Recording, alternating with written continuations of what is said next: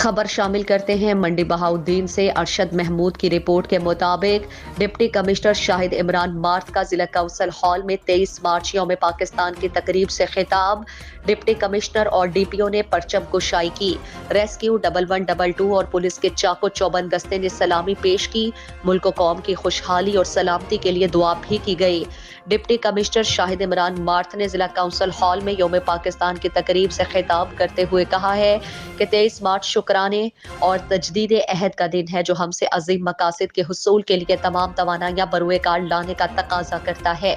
आज के दिन हमें अहद करना होगा कि जिस तरह हमारे बुजुर्गों ने कुर्बानियां देकर अलग वतन हासिल किया, हम उसी जज्बे के साथ पाकिस्तान की तरक्की और खुशहाली के लिए काम करेंगे। उनका कहना था कि हमें एक मजबूत कौम की हैसियत से अपने अंदरूनी और बैरूनी दुश्मनों के सामने सीसा पिलाई हुई दीवार बनकर पाकिस्तान को तरक्की की राह पर लाना होगा और उसकी सलामती और इस्तेहकाम के लिए किसी भी किस्म की कुर्बानी से दरेग नहीं किया जाएगा।